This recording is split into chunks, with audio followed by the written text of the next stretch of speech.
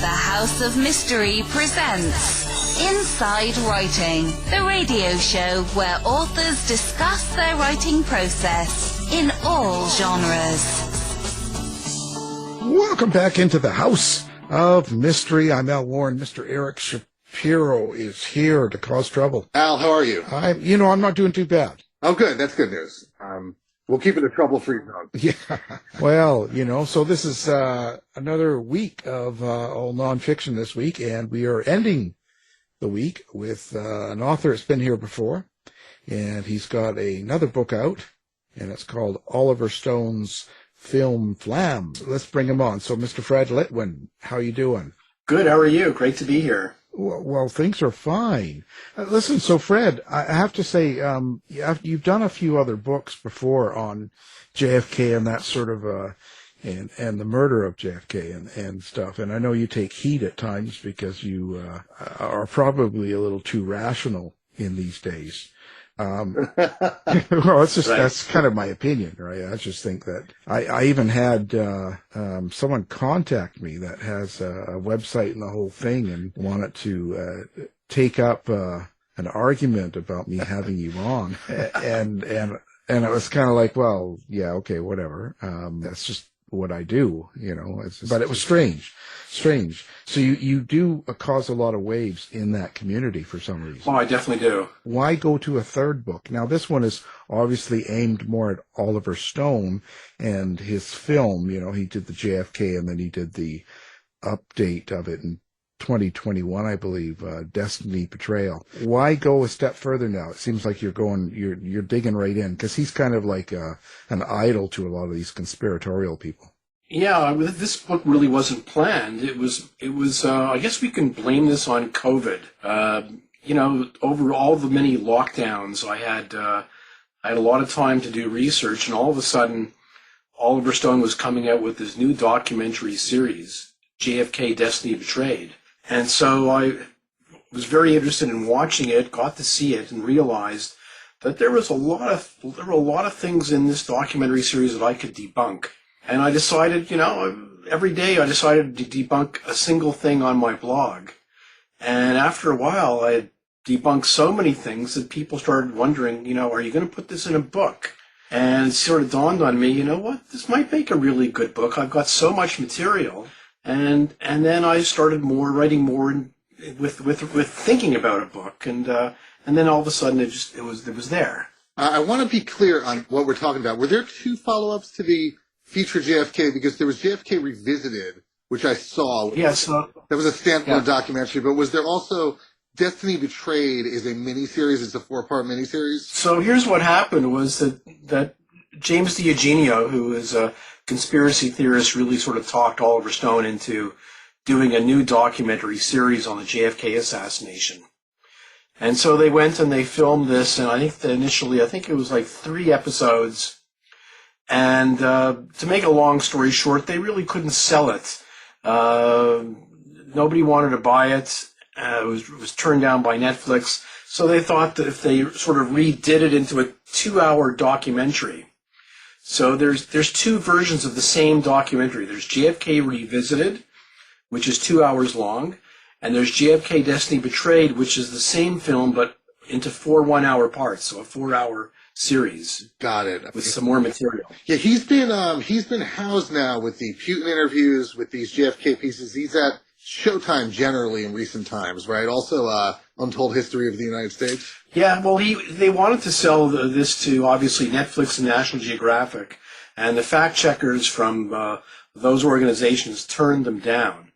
And so they were forced to go to Cannes in France to sort of market the documentary series, and ultimately Showtime picked up the 2-hour version, JFK Revisited, to show in their network. And I imagine what we're talking about here involves essentially the hinge of the assessment is, I have to imagine his sources, to say the least, in your point of view, are questionable. Like he's mining from the wrong well. Is that what you're saying? Definitely mining from the wrong well. I think that Oliver Stone, in a sense, has allowed himself to be hoodwinked by James D'Eugenio, who is the screenwriter. into accepting a variety of propositions about the JFK assassination that are quite easily debunked. And so what you have here is I tend to look at the 4-hour version, the longer version, as a series of interviews and propositions that just don't stand up to that much scrutiny. Okay, so we're now in November. We will be 60 years away from the assassination. So I imagine whether it's you or a conspiracy theorist or Oliver Stone or whomever, you're digging into info that's decades old. I guess I think our listeners would be curious as to why your info is better than theirs. Like, where are you looking, and where is the muscle in your debunking? Well, that's a very good question, and I think there actually is a couple of common elements in what I'm doing in my book. The first thing is the documentary series really tries to dig into material from the Assassination Records Review Board. This was the board that was set up after Oliver Stone's film, JFK, to sort of go in and declassify as many JFK records as possible. So they were in existence for 4 years, and millions of pages of documents were declassified by the ARRB. And so what this documentary series tries to say is a lot of new material has come out from the ARRB, and this new material debunks, basically this new material supports a conspiracy. So that's what the documentary is saying, and what I think the biggest thing in my book, and the biggest thing that is missed in the documentary series, is the frailty of human memory. So a lot of witnesses that are in the documentary series are 35-year-old witness statements, or statements from witnesses 35 years after the fact, that seemingly support conspiracy, but you have to take into account that human memory is frail, and that 35-year-old human memories are even more frail, and that poor human memory can sometimes account for people saying or not saying certain things. And so my book, over and over again in my book, I talk about the issue of memory, which is completely ignored in this documentary series. So, in other words, to put a different frame on what you just explained, are we understanding that in his documentary and his series, Oliver Stone is depending a great deal on first-person subjective accounts? Is that accurate? Like, a lot of what he's presenting comes from that source. There's a lot of that, and I'll give you just a good example of the issue of memory. So one of the segments in the documentary series revolves around JFK's brain and the photographs of JFK's brain that are in the National Archives. So in 1997 or 1998, the ARB interviewed John Stringer, who was the photographer at the autopsy. If you read his deposition, it's around 200 pages long, but if you read it, and it's online, the one thing you will see is he continually does not remember things. So he doesn't remember what kind of film he used. He doesn't remember if there are identification tags on JFK. He doesn't remember meeting with the HSCA, the House Select Committee on Assassinations, back in 1978. Over and over and over again, he says, I don't remember. But yet in JFK, Destiny Betrayed, they use him as a tool to prove that he didn't take the autopsy photographs, because basically he didn't remember taking them. I see. So there's a good deal of things like that. Yeah, and this comes up over and over and over again. And so, anybody reading his deposition would say, man, this man has memory problems, and he's quite open about his memory problems. So how could I really accept that, when he's shown the photographs of the brain, he's not sure if he took them or not. Well, okay, that's not real evidence that he didn't take the pictures. What are some baseline underlying elements of your case that stand apart from Oliver Stone's case? Like, for example, do you believe Oswald acted alone? Like, can you give us some of the foundational precepts? Yeah, so I believe that Lee Harvey Oswald fired 3 shots and killed JFK, and that there was no conspiracy. And although I do believe, I should tell you, that there was a cover-up. There were several cover-ups, not of a conspiracy, but cover-ups covering up people's asses. So the FBI did some covering up, and the CIA did some covering up, and so did the Secret Service. And I believe all that covering up made it look like there perhaps was a conspiracy. Do you, and I'm asking this journalist to journalist, because I do a lot of journalism, and I'm always having to check my own bias and audit my own presumptions. Did you always believe Oswald acted alone, or was that something you grappled with or changed course on throughout your life? Where have you historically been with that? So, yeah, I used to believe in conspiracy, and in fact, I wrote my first book I was a teenage JFK conspiracy freak. So when I was 18, I saw the Zapruder film on the Geraldo Rivera show, started digging into it, and I certainly believed there was a conspiracy, largely on my belief that the single bullet theory couldn't be true. That's the theory that one bullet wounded Kennedy and Connolly and emerged relatively unscathed.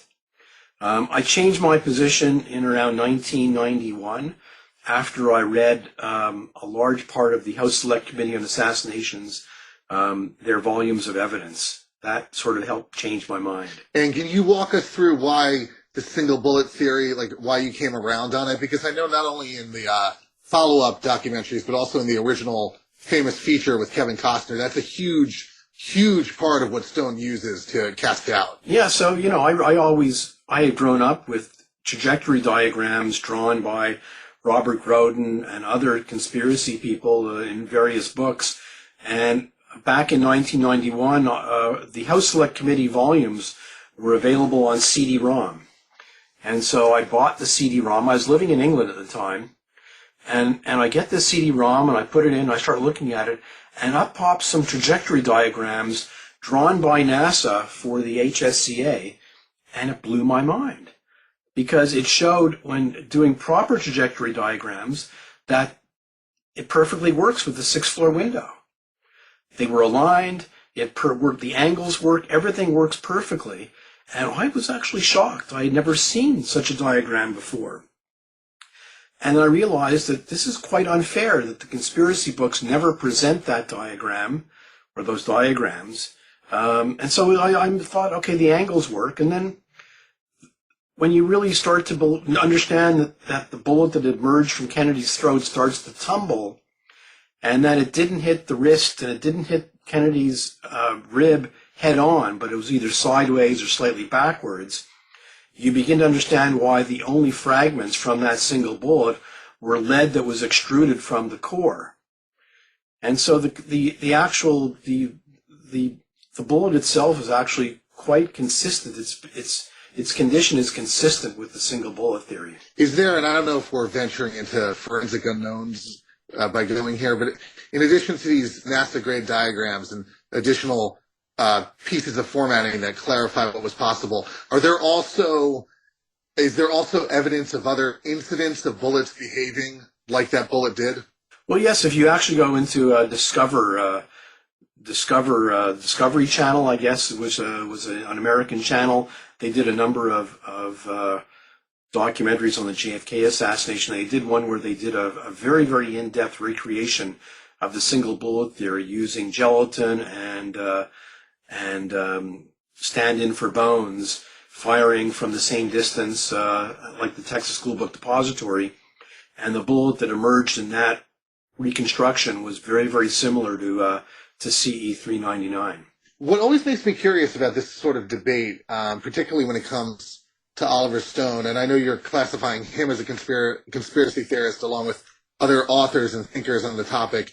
In your opinion, are they in good faith? Like, do they believe what they're saying in general, or and you feel that their thinking is just muddy or off, or do you think there's sort of feasting on the excitement of conspiratorial thinking, and they're just playing fast and loose, and they've just abandoned the truth? Well, I think for Oliver Stone, I think he believes it, because I don't think he really, again, I think that here he has allowed himself to be hoodwinked. So he didn't write the script for JFK Destiny Betrayed. It's not his research. He's presenting somebody else's research. And so I don't think he really understands exactly what he's presenting, or understanding the underlying documentary evidence for what he's presenting. So I think he believes it.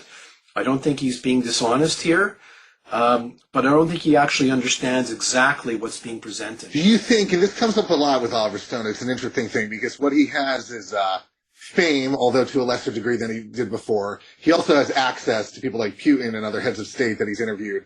But what he's commonly accused of not having is sort of journalistic muscle, like the experience of a journalist, to think like a journalist. Are you of that line of thinking that that's a deficiency of his, that he's more of a dramatist, so he's not, when he looks at evidence, he doesn't have the right faculties to assess it? Yeah, I think if you bring him a conspiracy theory on the JFK assassination, he tends to sort of believe it. There was that author who wrote this sort of very, very big book, The Oliver Stone Experience. Yeah. It's like 500 pages. And if you go in the back of the book, right at the end, there's a story of somebody contacting Oliver Stone saying, I was one of the gunmen.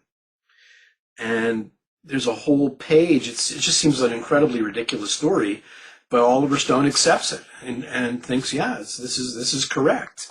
And so I think that he just is not really interested in actually doing in-depth research to determine whether something is right or not. He's sort of very accepting of conspiracy stories.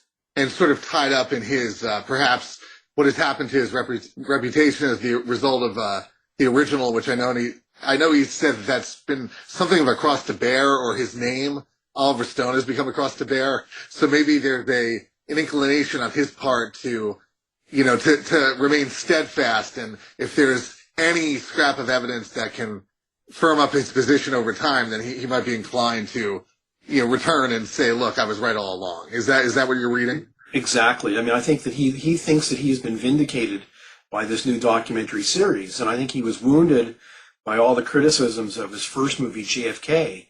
And so this is his chance to get back and say, hey, I was right all along. And in fact, it's worse than I even thought. All of the evidence has been planted and fake and phony.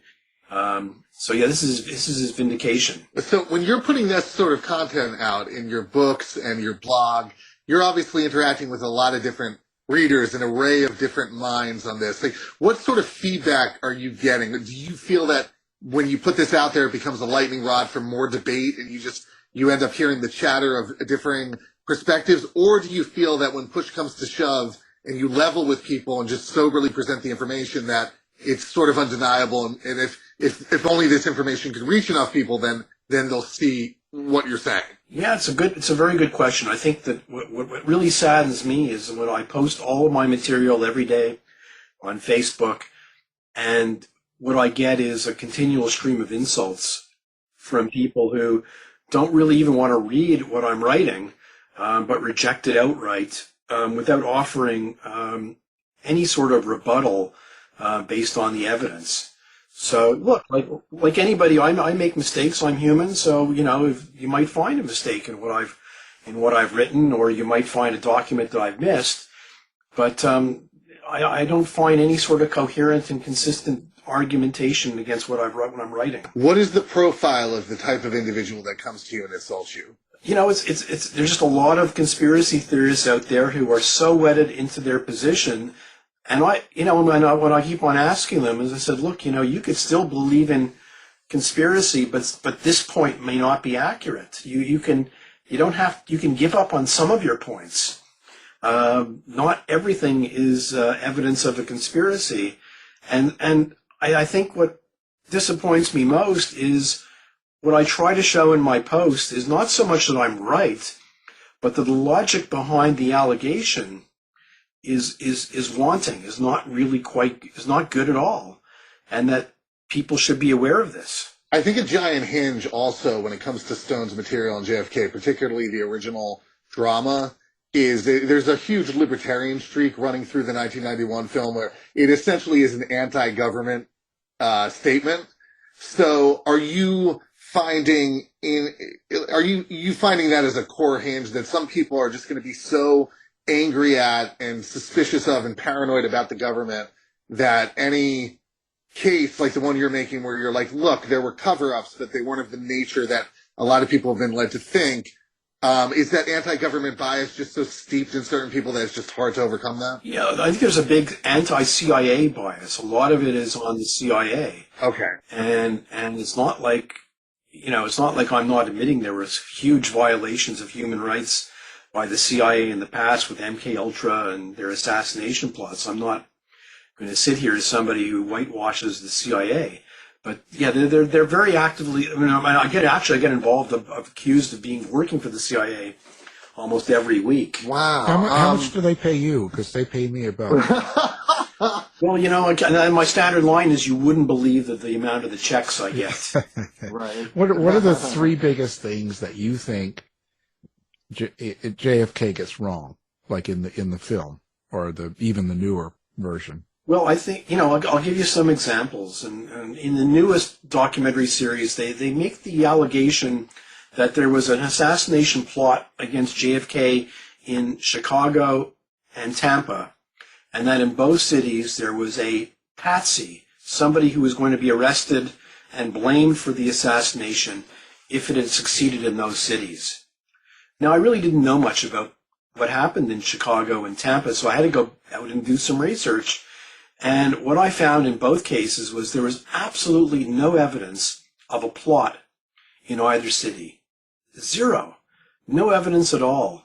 And in fact, in Chicago, the House Select Committee on Assassination looked into both and could not find evidence of a plot in either city.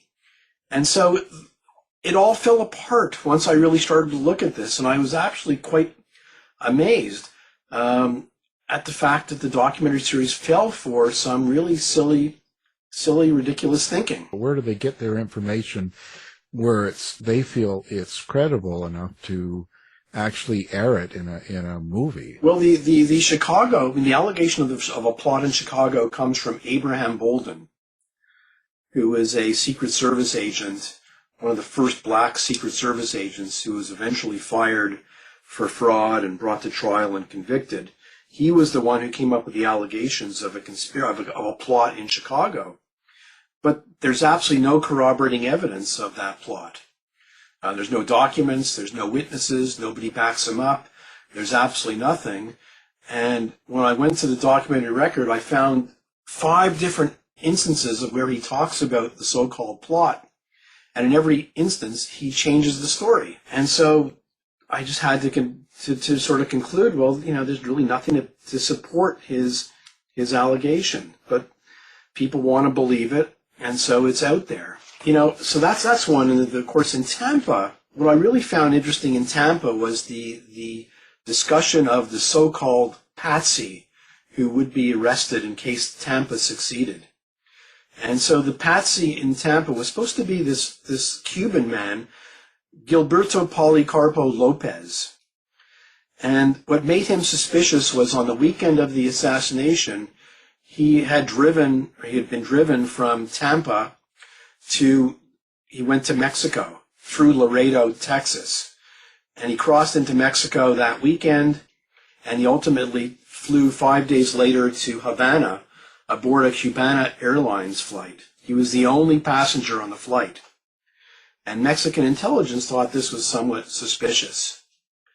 So it sounds like a very, very interesting case. What really happened here? Well, when I investigated it, what really happened here was Gilberto Policarpo Lopez was a young man. His mother was American, so in the early 1960s, he immigrated to Florida. He got married. He didn't speak English. He couldn't get a decent job, so he worked in construction. And then he became sick, and he had epilepsy.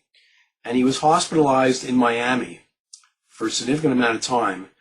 And he came out, his marriage fell apart, he had no job, and he decided that, you know what, I need to go back to Cuba because my family will take care of me because I have nothing here.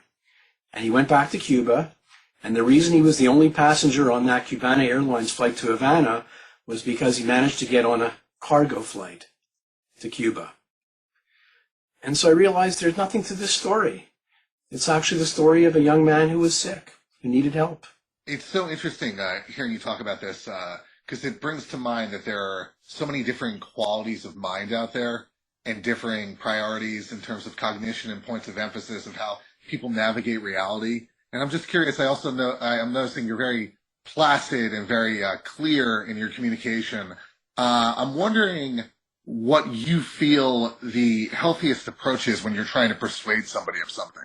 Well, what I really try hard in my blog posts is to present all the documents and links to all the documents so people can read them for themselves.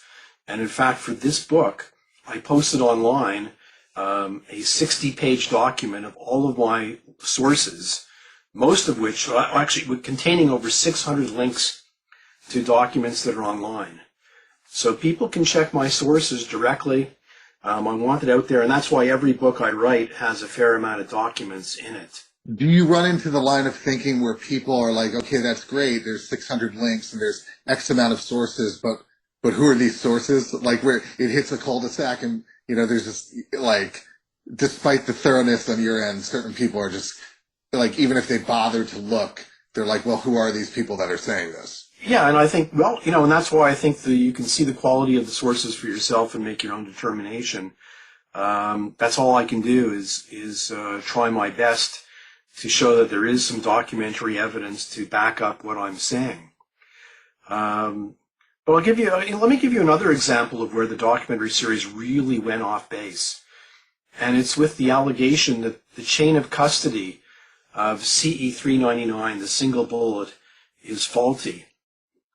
In the documentary, they make the claim that the initials of an FBI agent, Elmer Todd, who supposedly etched his initials on that after he got it, they make the claim that his initials are not there.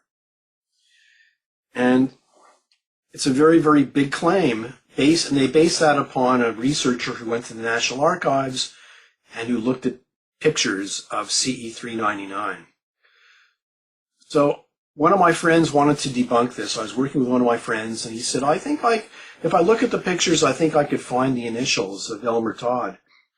And I told my friend, look, before you do this analysis, back in 2016, the National Archives, in association with the National Institute of Science and Technology, published ultra-high-res pictures of CE-399.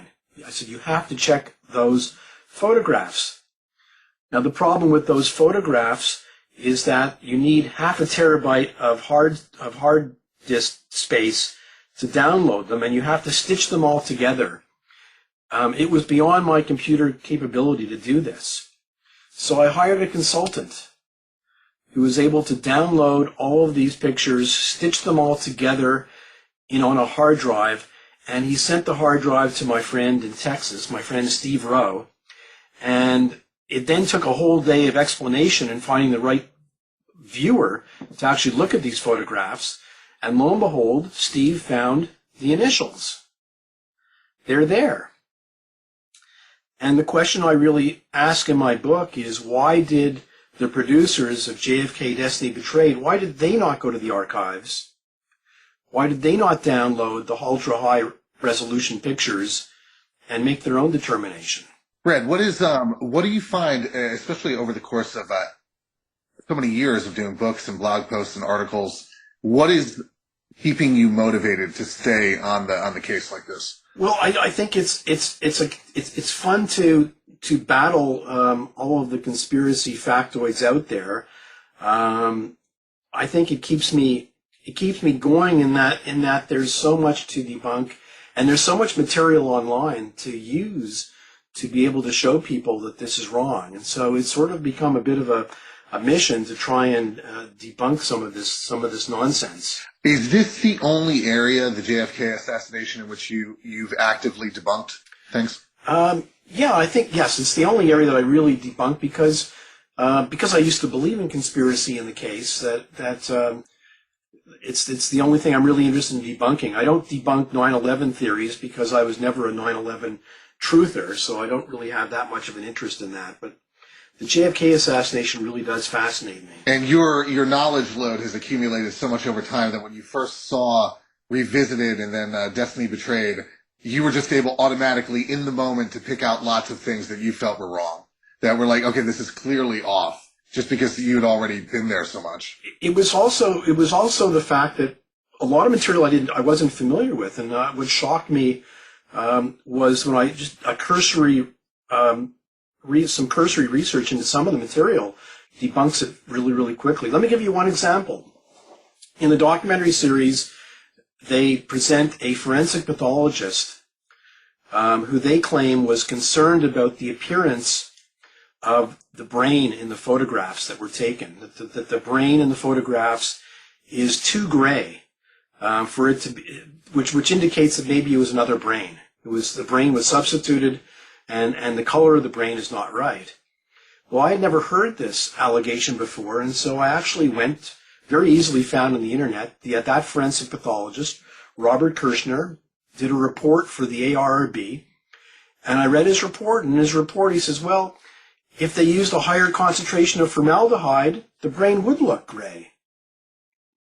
And so I felt, my God, what's more likely, that the conspirators switched out JFK's brain, or that the doctors perhaps used a higher concentration of formaldehyde when preserving it?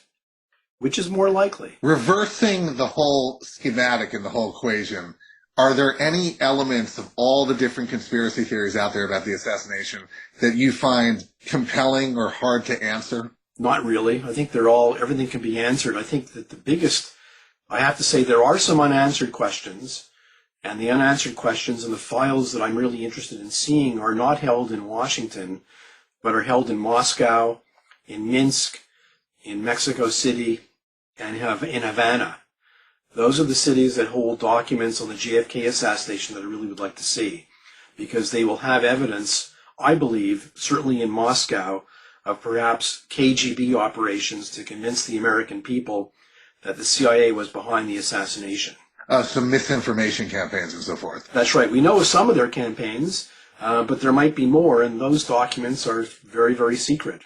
Do you think Oliver Stone is talented? Well, yeah, he is a terrific filmmaker who knows exactly how to really keep suspense going. But he understands, if you hire really good cinematographers and you hire good editors and you hire good music people, that he could assemble something which is visually compelling. And that's what he's done here. He's taken the best talents. He's taken Whoopi Goldberg and Donald Sutherland as narrators, good voices, and he's melded it all together into something which, on its surface, is extremely compelling. That's his strength. Do you find, in terms of, since you've taken such a deep dive as far as JFK goes, as you've looked at his other works, like, just to name an example, I have no horse in this race, but World Trade Center, or where else? Like the stuff he's done in Vietnam, areas where he's been historical or fact-based. Do you find that there's a factual issue across his work and within his sensibility, or is it more germane to the JFK assassination? I think if I took a deeper dive into some of the other films like Nixon, there was probably some issues. I think some of the early stuff that Oliver Stone did, like Platoon, Born on the 4th of July, are pretty good films. I used to be a big Oliver Stone fan. I used to love some of his stuff. I think he really went off the deep end with the JFK assassination. Yeah, and I also, when he was, less active in documentaries, which is more the later part of his career, and he was more active in dramas, I think a lot of the claims that got lobbed at him during that period might have been less stable or fair, because particularly with Nixon, and I can't go point by point through Nixon on a factual basis, but I know he got slammed a lot for the fact that it was done in a very exaggerated style. And I remember reading Nixon's autobiography and then watching Stone's film again and feeling that they tracked very closely. I was like, wow, and this is an account straight from Richard Nixon that is very close to what Oliver Stone did, which was accused of being so wild. So I think that was the mainframe Stone criticism, which I felt was unfair for years, because it's like, okay, he's enhancing and making things crazy by, mashing together film stocks and doing really gonzo aesthetics. But then that's now turned into, ever since he started interviewing heads of state, he's been more accused of throwing softballs. But I know that amid it all, the JFK assassination is the area where people like yourself really are like, no, this is just all wrong. Yeah, I think also when he made JFK, I think the main goal that he had was he wanted to talk about Vietnam. And so he made JFK, he wanted to talk about Vietnam, and I think what really surprised Oliver Stone was that nobody wanted to talk about Vietnam after he made it. They wanted to talk about the minutia of the assassination. And he found himself in this strange position of defending all this, the single bullet theory and the body and the autopsy and the doctors and Jack Ruby. And he had to defend all the minutiae, and nobody wanted to talk about Vietnam. And I think that surprised him, and I think that disappointed him, because he didn't really want to do that. Right. So it was maybe, in your opinion, more than he could handle. Like he suddenly was boxing above his weight. Yeah, and I think also that when he made the film World Trade Center, which I have not seen, but I think there again, I think that he really wanted to talk about the Iraq War, but I think he realized that if he made a conspiracy film to expose what led up to the Iraq War, again, he would be involved in the minutiae. Right. So I think he decided to play it a little more straight. Yeah, you're 100% right. I mean, that is the film. It's very much about bravery and character, and it's actually been sandblasted of anything political. I mean, and at that time he was following Alexander, so he didn't have any bandwidth for hot water. He needed a successful movie. Right. Interesting. So just as general precepts, just to help people navigate this thoughtfully, the entire scenario, if I'm understanding you correctly across the various things you've said, one major liability of his approach is that he's too reliant on subjective sources. Is that accurate? He's relying on subjective sources, but where he goes into, some documentary evidence, I think that he doesn't realize, certainly Oliver Stone doesn't realize, that there is firm documentary evidence to oppose some of the things that he's saying. For instance, he makes the allegation that General Curtis LeMay diverted. On the day of the assassination, LeMay was in Canada on holiday hunting, and so he had to come back to Washington. And the documentary series presents him as a sort of a villain, saying that he was ordered to go into Andrews Air Force Base with his plane. He disobeyed orders to go to National Airport. And the reason he went to National Airport was he wanted to be closer to Bethesda so he could attend the autopsy and gloat over the body of Kennedy. Well, as I prove in my book, it's just not true. He was not ordered to go to Andrews Air Force Base. In fact, he was ordered not to go to Andrews Air Force Base. The only people going to Andrews to meet the plane were McNamara, Robert Kennedy, and Maxwell Taylor. They purposely did not want a crowd at Andrews, so he was ordered not to go to Andrews. He went to National like he was ordered. And in fact, National Airport is actually almost equidistant to Bethesda as Andrews Air Force Base, and in fact, there's no documentary evidence that he attended the autopsy. So, I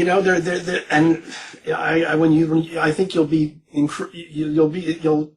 shake your head when you read my book and you see the documentary evidence I use to debunk this allegation. And you feel, I know this goes without saying, but I just want to make this clear. You're citing a heavy load of omission of documentary evidence where it's available, but it's either not being looked at or it's being swept under the rug. Is there any alternative body of evidence or form of evidence or mode of approach that conspiracy theorists tend to lean on as a contrary bed of material, or does it just not exist? Again, they rely on an incomplete.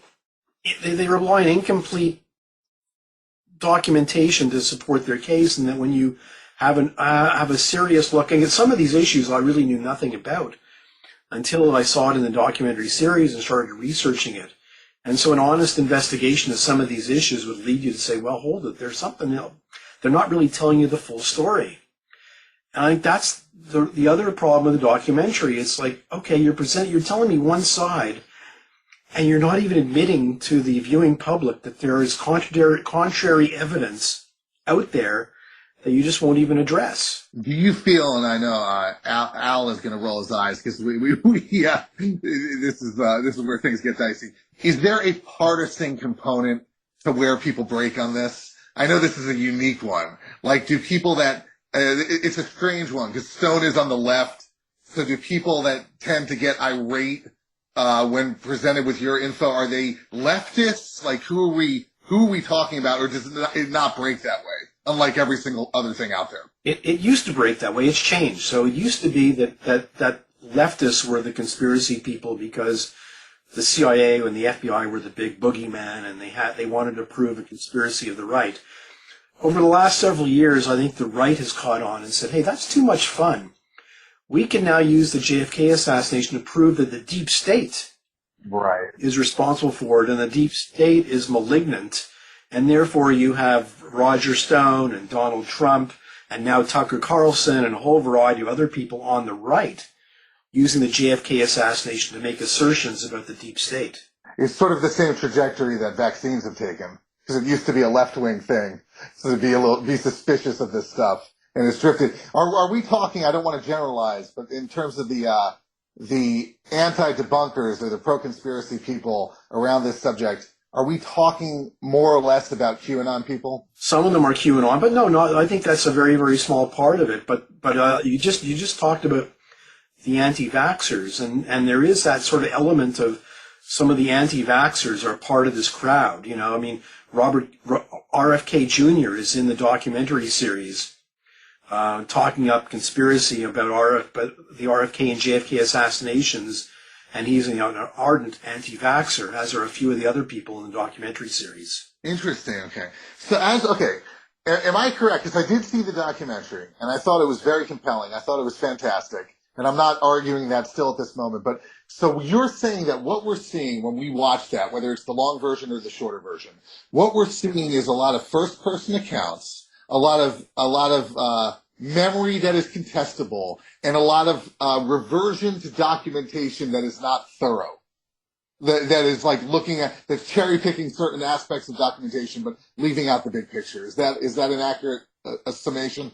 Yeah, that's very accurate. That you're hearing a very, very slanted, one-sided approach to some of the allegations that really don't stand up to scrutiny once you look at all the evidence. What would you say if Stone was on for 2 minutes? Like, what would be your starting point? I would ask him to keep an open mind and read my book and have a look at what I've come up with, and that he should not just rely upon conspiracy authors to tell him what to think.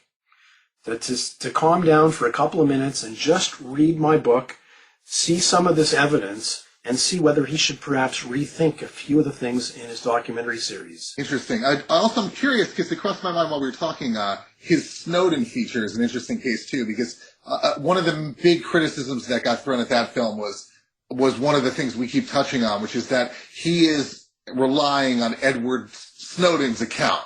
Like, it's one point of view that can't be countered because it comes from a well of really secretive occurrences and information. So as thorough as he was, and I know he took like 9 trips to Russia to interview Snowden over and over again, so there's an exactitude and a thoroughness and a clarity to Oliver Stone that is magnificent, but on the other hand, he's putting all his chips on one source in that case. Do you have an opinion about how he handled that one? I don't really. I mean, I'm not a big fan of Snowden, because I don't like people who put out information, top secret information, without thinking of the implications to innocent people who might be affected. But that's all I have. I don't really have much else on Snowden. Got it. Yeah, it's an interesting case insofar as that's a very fascinating blind spot when you venture into one person's perspective, or in the case of JFK, he's pulling a lot of perspectives, and it creates the illusion perhaps that you're getting something very penetrating that goes to the core. But if you soberly take a look at the lay of the land, you, as you have, can come up with a whole different picture. Yeah, and I guess the other thing that also interests me about his documentary series was, in the movie JFK, it was all about Jim Garrison. Right. But in this documentary series, Jim Garrison is only mentioned once.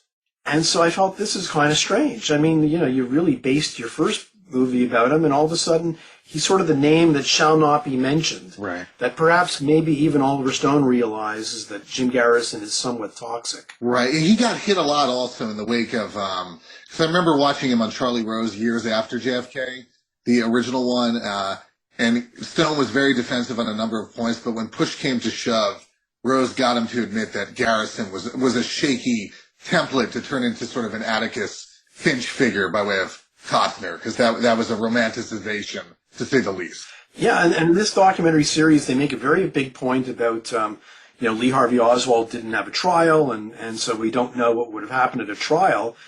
And then they casually mentioned that Clay Shaw was indicted for conspiracy to kill Kennedy, and they don't mention that he actually did have a trial and that he was acquitted. Right.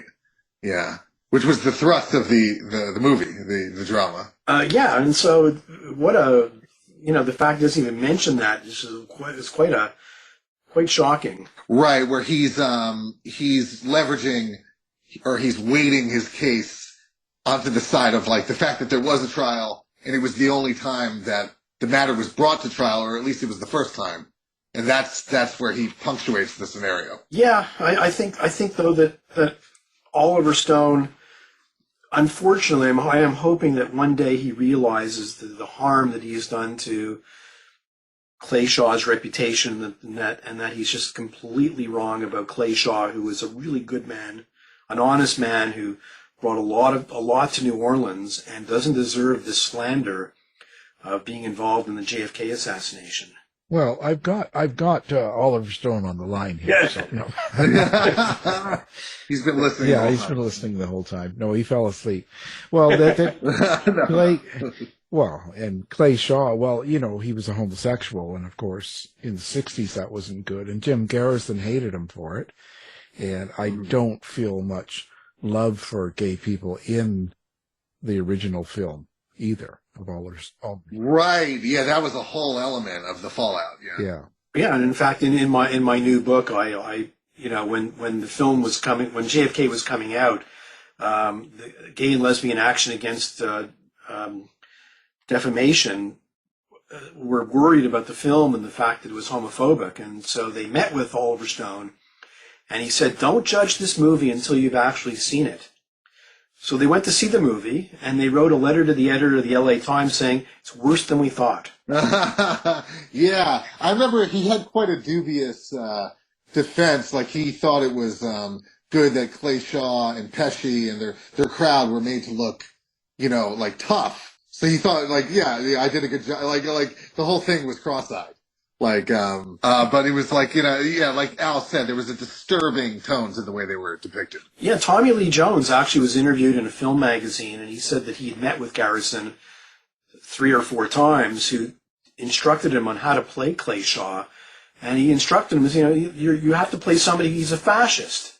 Oh, wow. You have to play him as this fraud and this fascist. Right. And wow, my God, Oliver Stone is channeling Jim Garrison's view of Clay Shaw. It's just so unfair. Well, and the timing in the '60s, right? Hedda Hopper and the whole concept that she had was homosexuals were fascists. Fascists were, it's just one and the same. There is no, you could not be one without the other. So there was a lot of attitude like that, automatic. Yeah, you can feel it also in the way Stone is doing it. He tried to repent for it later with Alexander, which is a whole other conversation. But it's a very oddball statement. But yeah, you can absolutely, I think, undeniably feel his homophobia. I mean, there's a contemptuous attitude. It's almost like in the 80s with Schwarzenegger movies, the head villain was often implied to be gay, and it's like JFK is like a Oscar movie version of that same sensibility with the villains. Yeah, and Oliver Stone sometimes tries to say, well, how could I not? These guys were all gay, so how could I not include that in the film? Right. But of course, yeah, they were all gay, but none of them had anything to do with anything but the assassination. They were all the innocent. I mean, Right. Yeah, and he laid it on thick too. I remember the scene with Kevin Bacon in jail, and then Bacon starts openly flirting to the point of harassing Costner, and it's ugly stuff. Yeah. But those gays. Al, you can't keep spurring laughter. Yeah. Such thing. Yeah. Oh, that's what I am. Well, so how do people find you now, Fred? And the book is out everywhere. Do you have a website? What's your blog? Where do you like to get your hate mail at? So you could just go to my website. It's on thetrailofdelusion.com. So all one word, on thetrailofdelusion.com, and you can just click on my blog, and there's over 600 blog posts that cover this movie and almost any other part of the Garrison investigation and other parts of the JFK assassination. And there's links there to buy my books, which are on Amazon and all other online retailers. Well, fantastic. Of course, we'll have that up on our website as well to help people get to your site, and we appreciate it. Of course, your new book, Oliver Stone's Film-Flam, The Demagogue of Dealey Plaza. Thanks, Fred Litwin. Thank you very much. You've been listening to the House of Mystery radio show. To find out more about our guests, hosts, or shows, go to www.houseofmystery.com. Show's over for now. Was it as good for you as it was for me? Well, good night. This has been a production of Something Weird Media. I'll be back.